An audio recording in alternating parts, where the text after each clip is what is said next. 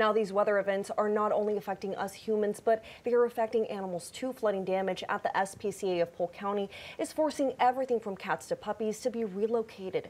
KTRE's Mariela Gonzalez visited the site and spoke with staff members about the damage and their plans to reopen. I went into the cattery to do a walkthrough of the animals and to make some notes. Took about 20 minutes, and when I came out, the water was up to my knees. Christina Ross is the operations manager for SPCA of Polk County. She and another staff member moved all 66 cats and dozens of puppies to higher grounds inside their facility.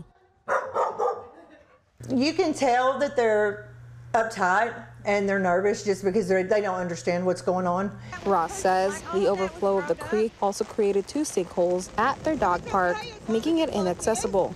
So it's a huge impact for them, and they're going to be the ones suffering for it. She explains as of right now, dogs are being let out while kennels are cleaned and taken for walks. It's a really tragic situation. It's so sad. Adoption coordinator Johnny Jimenez says she has been unable to arrive to the location due to road closures. We could not cross. One of the bridges had already collapsed from the water. Ross says as of today, only 3 staff members taken on the task to care for all 180 animals on site. It's just we desperately need volunteers if it's safe for them to get here and to get home. Jimenez says all animals are safe and the agency is reaching out to other rescues to transport animals if needed. Mariela Gonzalez, KTRE East Texas News 9.